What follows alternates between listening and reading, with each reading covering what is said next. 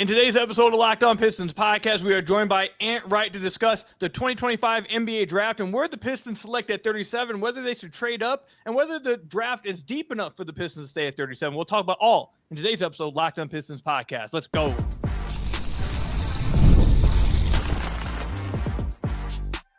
You are Locked On Pistons, your daily Detroit Pistons podcast, part of the Locked On Podcast Network, your team every day.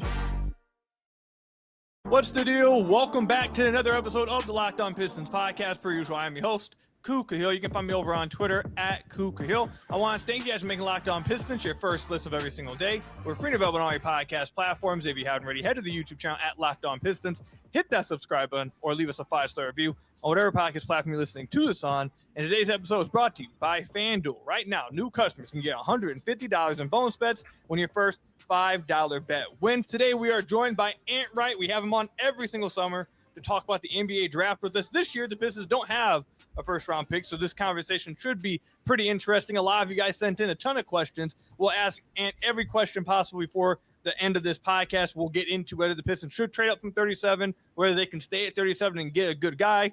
And then, like I mentioned, we'll answer all of your guys' questions as well. But first off, Ant, how you doing, man? Welcome back in the podcast. We had a few listeners asking for the cap. Yeah, I don't see the cap on. You showed me it's there. Where's it at? I had a few hey, we got all the caps. I felt that, it was most appropriate to wear, Pistons colors today. So I had to dig through the wardrobe. My daughter followed me around. I almost stepped on her like twice looking for all my stuff. So, I got on the Pistons hoodie. You know what I'm saying? I got on the, you feel me? Blue, white, and red. You feel me? Not you, though. You're looking like you on the Raiders. You got on a do-rag. Hey, bro. You trying to get waves? Nah, bro. I ain't not doing that. Not doing that. I got the Piston sign behind me with the Piston pillows. I got enough in here. I ain't got to have color-coded clothes on as well. I got enough over here.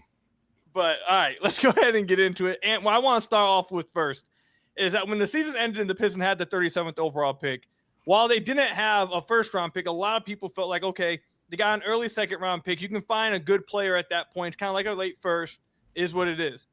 But I've heard over the last month or so, and obviously we've all seen that, a lot of players have went back to college. And the scouts, or not scouts, I should say, people in draft Twitter that I follow, a lot of them have talked about the depth of this class is no longer there, that there's not, that many great prospects anymore for a team in the second round to grab somebody. Just give us your overall thoughts on that sentiment. Do you agree with it? Just how do you feel about the depth of this class now after having some guys apparently go back to college? It does hurt when you see guys like Tahad Pettiford go back, when you see Yaxel Lindenberg go back, someone who was like low-key late first-round pick, and really good players are going back, and that's just what NIL is doing now. You know what I mean? So it does kind of suck, but I think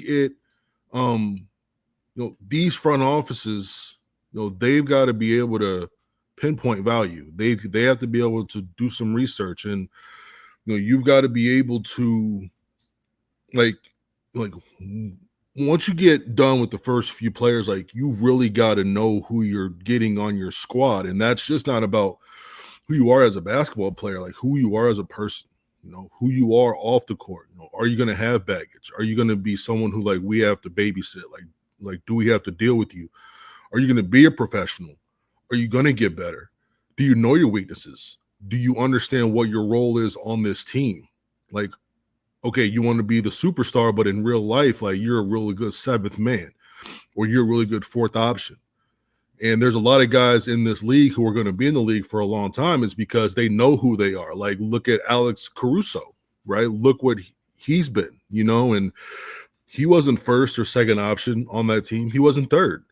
But someone like him, like he was an integral part of that squad because he bought all in and he was 10 toes down into what that team needed. And I think everybody wants to do all the sexy stuff. And like, that's just not realistic. Everybody wants to come into the league and drop 25, 8, 4, be on everybody's pages, be on everyone's parlays. I know people like when they're getting picked on parlays. I know they like it. You know what I mean? So, Like they like that stuff, you know. So, but that's not everybody's role. Like sometimes it's look, your job is to shoot 3 to 4 threes a game, but I need you to lock someone down for your 15 minutes. Like that's all you get. Who was that? Ben Shepherd. You know what I mean? That's someone who is in an NBA Finals rotation who you probably couldn't pick him out on the street if you had to. You know what I mean? So I don't believe in the draft's not deep. The draft has plenty of talent. It's up to you to go find who those people are. And I hope I'm able to bring some up today. So obviously you mentioned that. We're going to get into it. That's probably more than half the questions sent in about the Pistons potentially trading up. So are you saying you believe if the Pistons were to stay at 37, a good GM should still be able to find some kind of talent in this draft? Yeah, absolutely. I mean, like we're going to go over one who was a former McDonald's All-American. You know, he's a former top 10 player who made a wrong college decision coming out of high school, where I thought he could have been like a 1 or 2 and done player. He went to this school, ran around in circles, but then transferred and then ended up being the player who we always thought he could be. So like there are some very talented players still in this draft for sure. All right, and then last question I have, and then we'll get into the questions of, you know, the prospects that could be there at 37. We'll get into the questions that people sent in. Next one I want to ask you is, do you think in this draft, again, based on everything you know, do you think it's worth it for the Pistons to sacrifice future assets potentially to try and move up into the back end of the first round? I think it depends on who falls. Depends on who falls. Like if something crazy happens where like Ace Bailey ends up just falling off the face of the earth, something crazy like that, or if you see like Derek Queen just fall off the face of the earth, I think, or even I like Carter Bryant a little bit. Like if someone like that were to fall to like the mid 20s, you're like, hey, look, make some phone calls type of deals. But I think there's going to be enough there where you could be like, okay, I could definitely see this person play right away, which I think is what the Pistons want. I think they want someone to play right away, not necessarily someone who they have to, you know, everybody develops, but like, you know, put in the G for a really, really long time and like see how they pan out. Like this isn't like a Bobby Klitman situation. You know what I mean? So before we move on, I want to ask you just a draft question, then we'll move on. Yeah. Do you think Philly stays at 3? Oh, Non-Pistons related, but I had to ask you while you're on. I'm sure a lot of the listeners are interested to see what happens at 3. Do they stay at 3? Because it sounds like Ace Bailey's guys are going to try to trade up for Ace Bailey at 3. Now, like that's 2 different things, right? It's not the Sixers moving out, it's someone moving in for it, right? It's not like they're trying to move out for that, it's someone else trying to move in. I think if the Sixers feel that, like if they could get like Kamen Malawak, right? And if they move back to like 5 or 6, like and still get them while still getting something else in return, I think that will be like a win-win for them. I don't know. The whole Ace Bailey stuff is interesting, though. It's very interesting to see how his handlers are trying to direct him to certain places, whether that's going to be like the Wizards or the Nets or like somewhere like that. I just don't think he wants to go to somewhere where he knows that he's not going to be one of the featured guys. And you know what? You've worked your whole life. I know people are going to think that, you know, I'm probably in the minority here, but I understand like what goes into this shit, bro. Like, and you're going to work your whole life. You know, he's 18 years old. You're going to work your whole life. And right now you're like, look, depending on where you go can make or break you. You know, there are people in this league who, if like their journey is going to be based off of where they end up. You know what I mean? Like not everybody's journey doesn't matter where you go. I'm going to be that guy. Like this isn't a LeBron James situation. This isn't a with Zion when he's healthy situation, like a Paolo situation where like guys who they're going to be those guys either way. You know what I mean? But when it comes down to someone like Ace, who is a bit frail, he's a bit skinny, he's young, he loves to shoot it, he loves to score the ball. I mean, but he's just not going to workouts. I don't know. It's weird. It's a little weird. But we'll see. It's definitely interesting. We'll see how it works out on draft night. Hope it works out for the best of them. From everything that I've heard, the kid's a great kid. Don't know much about his handlers though, but I mean, kid is a good kid, and I think wherever he ends up, he's gonna give them his all. All right, coming up, we'll discuss whether the Pistons should trade up, and if they do trade up, who are some prospects they should be looking at late in the first round. I've been looking at the Brooklyn Nets as a prime destination where they could try to trade up to. They have too many firsts. I don't think they're going to hold on to those. But if the Pistons were to trade up into the back end of the first, what prospects should they be looking at, or could they be looking at? We'll talk about that coming up. Today's episode is brought to you by Monarch Money. Ever check your bank account and wonder, where did all my money go? Between dining out, online shopping, and entertainment, it's easy to lose track. That's where Monarch Money comes in, your personal CFO, giving you full visibility and control over your finances. Monarch Money isn't just a budgeting app. It's a complete financial command center. You can track all your accounts, investments, and spending in one place, so you stop just managing your money and start building wealth. When I started using Monarch, I realized just how much I was spending on food delivery, DoorDash. It was absolutely killing me. Now I budget smarter and save more. Take control of your finances with Monarch Money. Use code LOCKEDONNBA at monarchmoney.com for 50% off your first year. That's monarchmoney.com, code LOCKEDONNBA for half off your first year with Monarch Money. Then I got to tell you guys about another one of our sponsors, OpenPhone. If you're running a business, you know that every missed call is money left on the table. Think about the last time that you had an urgent need, maybe for a plumber or a service provider, whatever it is. If the first person didn't answer, did you wait for them? Probably not. You moved on. That's why you need OpenPhone. OpenPhone is the #1 business phone system built to streamline and scale your customer communications, all from an app on your phone or a computer. OpenPhone lets me manage business calls and texts from a single app. The shared inbox feature is a game changer. Your team can jump into any conversation instantly without missing a beat. And their AI agent handles after hours calls, answers common questions, and captures leads so you never miss a customer. OpenPhone is offering my listeners 20% off your first 6 months at openphone.com/LockedOnNBA. That's openphone.com/LockedOnNBA. And if you have existing numbers with another service, OpenPhone will port them over at no extra charge. That's OpenPhone. No missed calls, no missed customers with OpenPhone. So I want to thank you guys again for making Locked On Pistons your first listen of every single day. We're free and available on all your podcast platforms. If you haven't already, head to the YouTube channel at Locked On Pistons. Hit that subscribe button or leave us a 5-star review on whatever podcast platform you're listening to this on. That's another great way to support the podcast. As you guys are probably noticing, I feel a lot better with this wisdom teeth surgery. I can talk a lot more now. I can talk a little bit more, to my tone. I'm not sounding all quiet as much. It still hurts a little bit, but I feel a lot better. So I'm doing good.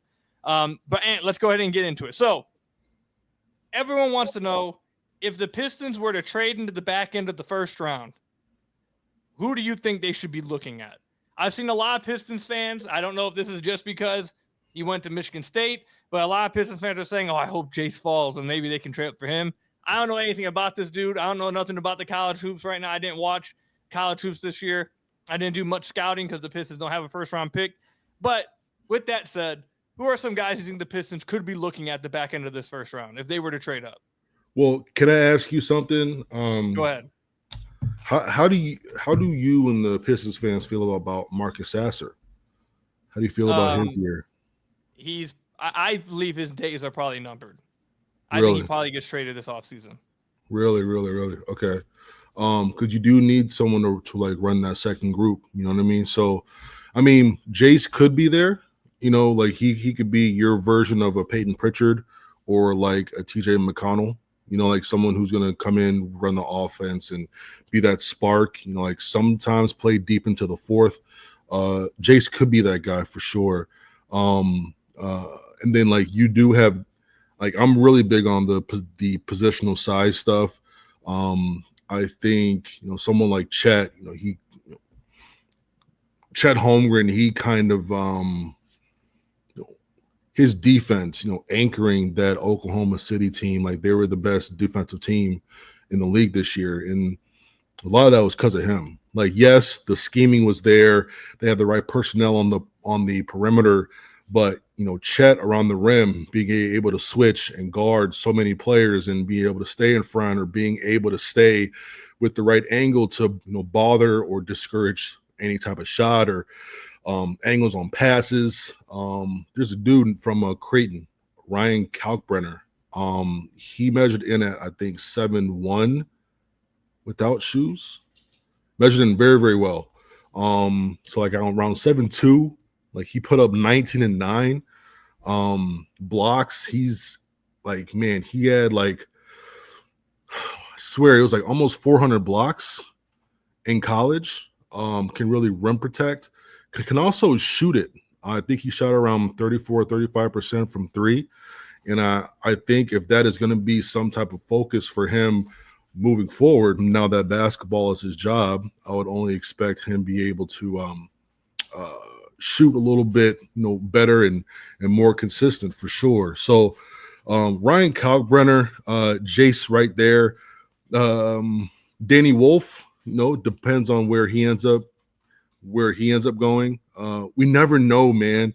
It's like we see the weirdest guys drop for the strangest reasons, and see the strangest guys go top 10, and like it's all that's why I love the NBA draft, because like you don't know what's smoke and what's not. You know what I mean? So depends on who ends up dropping. Like it could be Queen, like it could be Derek Queen. Like he could drop because people didn't like how he measured out and what he did at the combine. At the same time, he may go top 10. He may go back lotto. Like, who knows? So I think, just got to pay attention to what's going on in front of you. See who's making moves. See who's getting picked up. See who's getting looked over. But at the end of the day, man, you just got to know, like, what you value. And you have to be able to hit on these guys who maybe other teams don't value as much, but you can see something there. And that's what gets a lot of these teams way over the hump. All right, so I have 3 names I'm going to ask you about. Just give me quick yes or no's whether you like them for the Pistons as a prospect. Because these were 3. We had a friend of the podcast, Hal, on the podcast last week, and he discussed 3 guys that he would think the Pistons would really like if they traded up for him, if they fell for him, whatever. What's up, Hal? First name, I believe it's Maxime Raynaud. Would you like him for the Pistons? Raynaud. Would you like him? He's mobile. He can shoot it high, slow release, around 35% from 3 the last 2 seasons.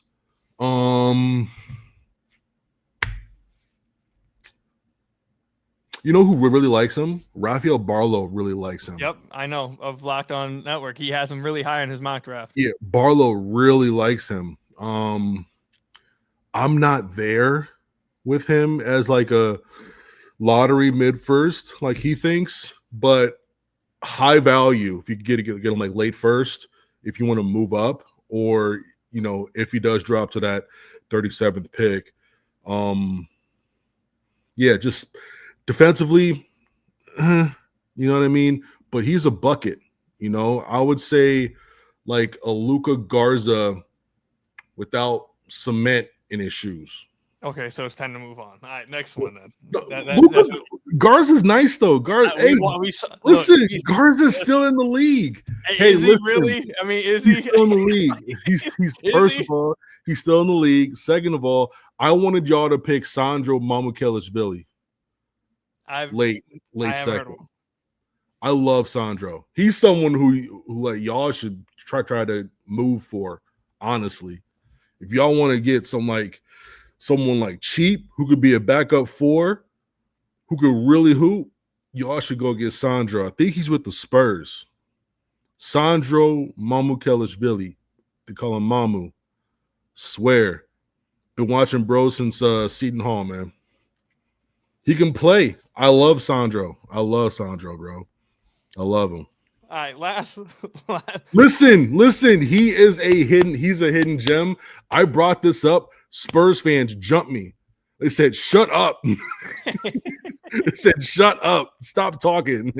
Stop talking. I know what you're trying to do." Like they see it too. They see it too.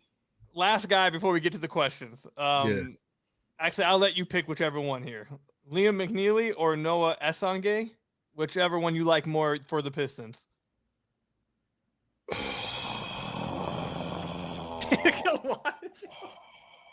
You must not. You don't like either of them. Did you see my NBA draft comps? No. You didn't see him? So Noah Esonge, his draft comp was low res Pascal Siakam. Liam McNeely was Gen Z. Low res? What do you mean low res? He means if you squint hard enough, you might see Pascal.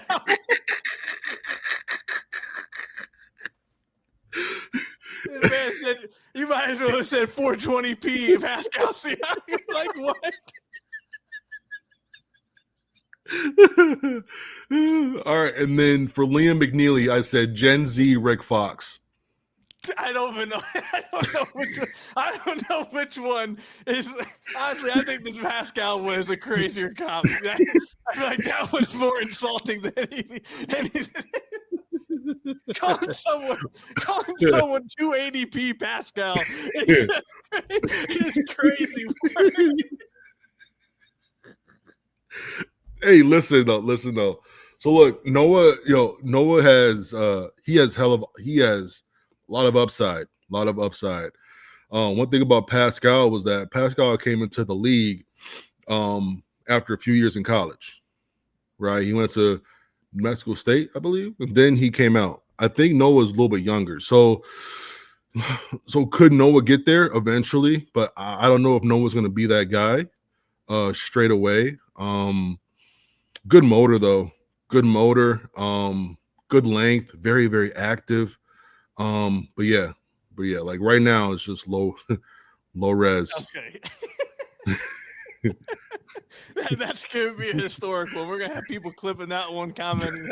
That's a historic quote right there. We're Locked On Pistons. Low res. I honestly think 280p Pascal would have been funnier. I thought about that. I thought about that, but I was like, you know what? I'm not gonna be that mean. I mean, you basically were. What's low? That's what low res means. Yeah, but you know, I thought low res was more respectful. You know what I mean? But yeah, like McNeely, Gen Z, Rick Fox, he's someone who does a little bit of everything. Can really shoot the ball, high IQ. His defense, in my opinion, is pretty underrated because he's a really good team defender. He just makes the right decisions more times than not. I'm not sure if he's going to be able to play right away, but he is someone who has a lot of upside, in my opinion. All right, fair enough. When we come back, we'll answer as many questions as possible from you guys. Hopefully, it doesn't elicit Ant to insult somebody else. We'll answer your guys' questions coming up.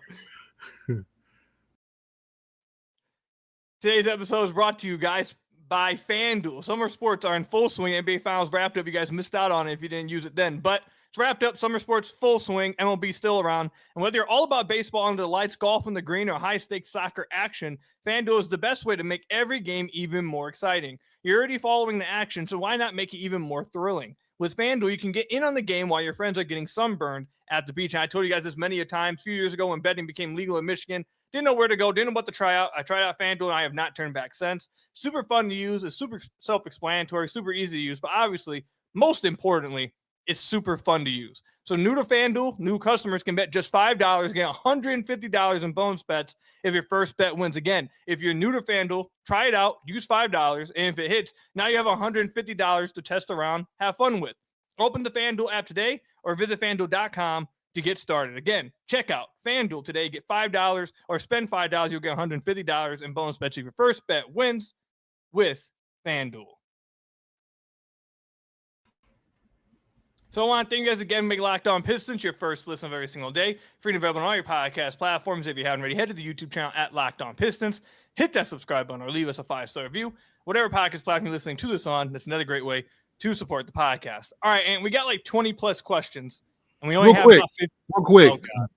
Real quick. Did I didn't give you my draft comp for Raynaud. I mean, is it Luka Garza? No, it is AliExpress Porzingis. Well, how do you come up with these? Like, I mean, what's AliExpress? Don't even know what that is. It's like a Temu. So off-brand Kristaps. Pretty much, bro. Like you're basically calling those pops when you go to Kroger and it's not actual Coke. It's what is it called? This like yeah, bro. Man. Coca-Cola or something. Hey, listen, my comps be on point. Someone asked me for my Paolo comp back then, and I said it was open gym Mike Beasley. Someone asked for Jabari Smith's. I had a lot of disrespect. Oh no! Don't get us. I know how you work with Jabari. Just don't get us started with Jabari. You might have stick figure. I don't want. All right. I can just picture a robot with no oil that shoots threes. I don't want. I don't want to know what your comparisons could have been. I don't want to know. I wasn't bad. It wasn't bad. It wasn't yes, bad. You were. It wasn't bad. I said he could, if he could be like, a version of Al Horford, which is fair. Kind of version? What were your actual words? What was the actual comp you said before we get to the question? What was the actual comp? Auburn Davis Bertans.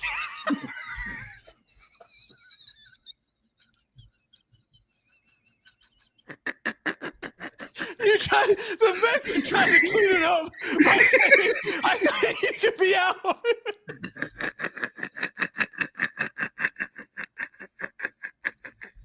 You tried to clean it up a little. Dog. People were saying that he should go number 1 over Chet and Paolo. I was losing my mind, bro. I was losing my mind, and I got so mad for like 3 straight months. It was bad. I called him Auburn Cedi Osman. Okay, nah, bro. Okay. All right. First question on the board. Is from Tony on Twitter. Wants to know, what is the deepest position heading into the late rounds or late round of the first? Oh, that's easy. The 2-3-3-4 tweener. Those like tweener type of guys. Like, man. So like, here's some names. Like Bryce Williams, like strong 2-wing. Sion James, same thing, 2-wing, Hunter Salas, that 2-wing, Kobe Brea, that 2-wing, Adu Tiero, that 3-4 tweener. There's a lot of high level tweener guys who are old, like in that Adu's not old, but like most of these guys are like a lot older, almost like your Danny Greens, right? Able to shoot a little bit, defense, high character guys. There's a lot of those like in like early second, mid-second round for sure.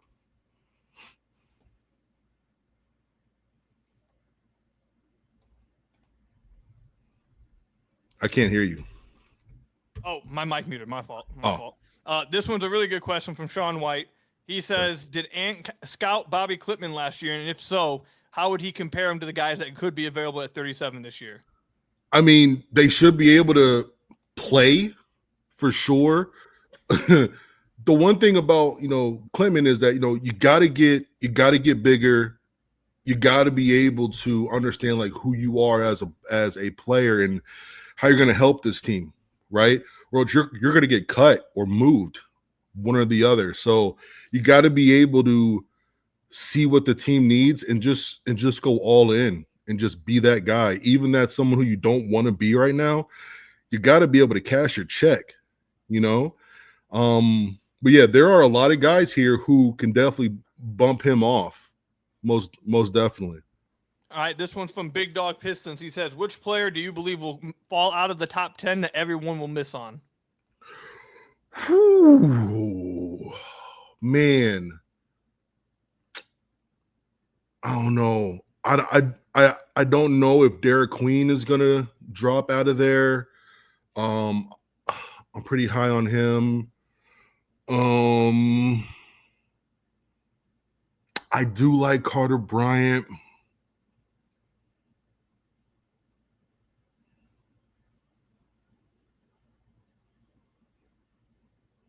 That's a good question. It's a good question. I would say those two off the top of my head. Let me look at a list right quick to see if I'm missing anyone. But I don't think anyone's really popping for me, man. Nobody's really popping for me. All right, fair enough. I'll just stay with those two. I'll ask the next question. If another name pops up, you can say it. Definitely. This one's from Age of Krabnos. He says, why? He has two questions. He says, one, why is Kobe Brea so low? Seems like a no-brainer 10-plus bench scorer for me. Then he also asked for your assessment on, I believe it's Thero. He thinks he's the next OG Anunoby. So what are your thoughts on those two prospects? All right. So first on Kobe, I think defense is his biggest question. He is about 6'6", 6'7", but his wingspan's 6'5", 6'6" or something. Really short arms. He's built like Kirby. But elite shooter. The craziest thing about that is you said Kirby, and it took me like 3 seconds to like clock it, and I was like, "You would play Smash Brothers, bro?" Yes. And as soon as it like hit me, I was like, it was like the perfect example to show that someone has small like arms. his arms, like little arms, bro, like defense. At first, I wanted to be like, "What's wrong with you?" And then instantly, I was like, "You know what? That actually does a great job." Nah, but elite shooter. I would say him and Con Knipple are 1 and 2. You could put them either way at 1 or 2. I think those two are the best shooters in this draft.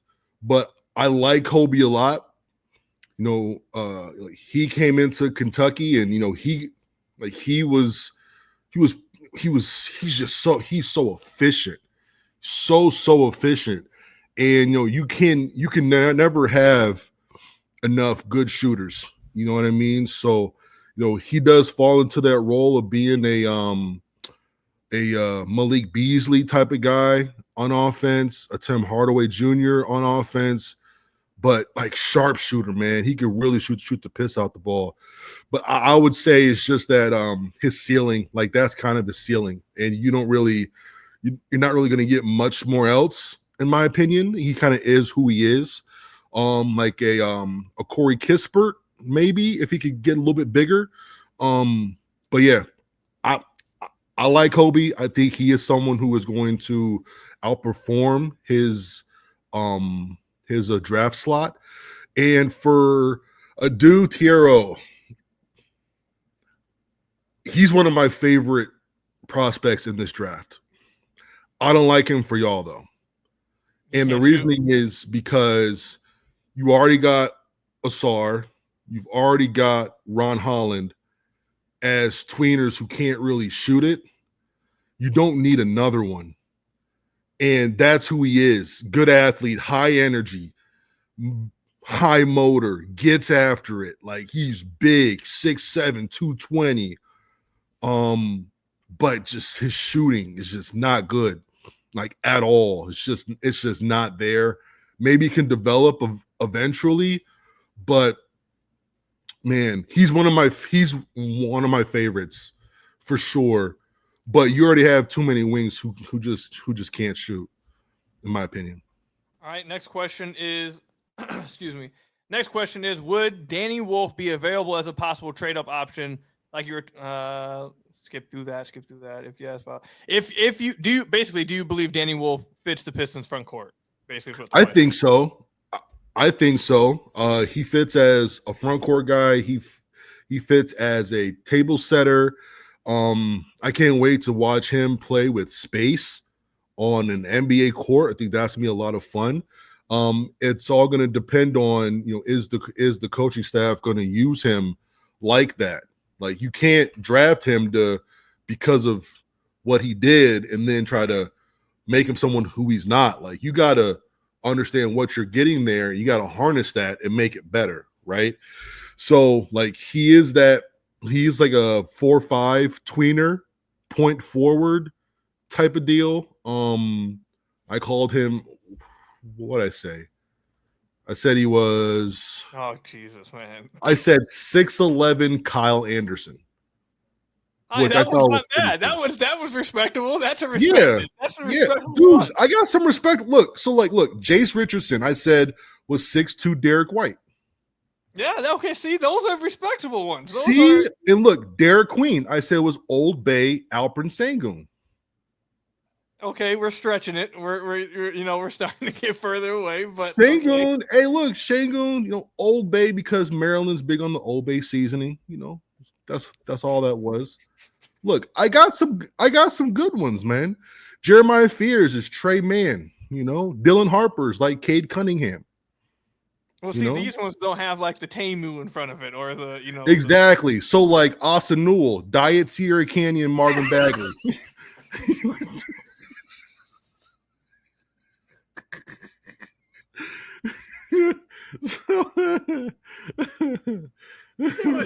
Say it again. It was Diet what, Marvin Bagley?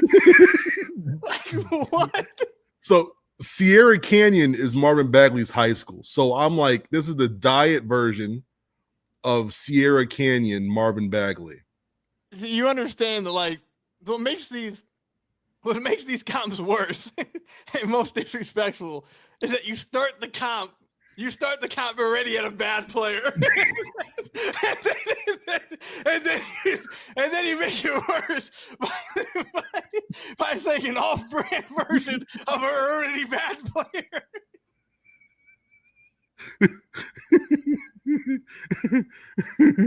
Last question, man. Last one. I said Igor Demon was VHS LaMelo Ball. I don't even know what you mean by VHS. Like old school. You just say he's an old school LaMelo. Like pretty slow. Can shoot a little bit, can find people. He's tall, but nah. So yeah, just not as fun. Just not as fun. Just VHS. Like you can't skip to your favorite part. You got to wait like 10 minutes to fast forward and rewind and shit. Last question from Jason. He says, right. Is Fleming a player you would trade up to in the middle of the first round if you were the Pistons? Fleming, is that Rasheer Fleming? Yes. His comp was Bobby Portis, kinda. What do you mean, kinda?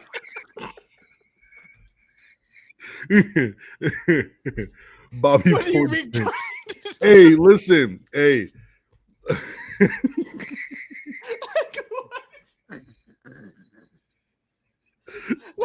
That was yours. Could you start with the player and then leave off the comment?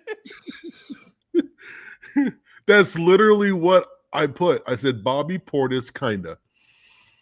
He shot. Hey, bro. Listen, Rasheer shot the piss out the ball this year, bro. He shot the piss out the ball this year. He shot the ball at a very, very high clip.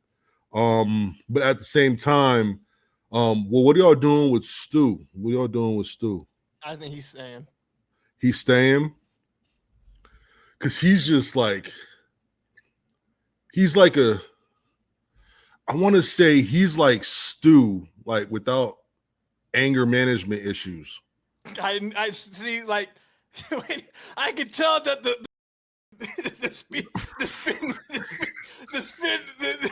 it was spinning in your head, trying to find something, trying to find something for you to do right here.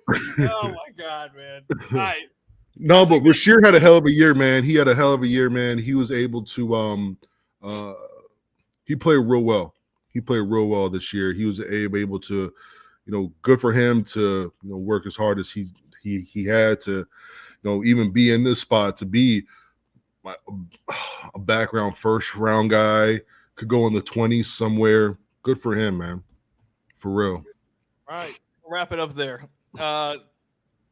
We're literally 20 seconds left of what we can do. So I'll give you if you have another comp name that you want to just say You out loud? want it. You want more comps. I know you do because If they're you got awesome. one, just go ahead. You got 10 seconds to just get one out there before we wrap All right. up. I said Janai Broom was Snap Filter Kenneth Lofton Jr.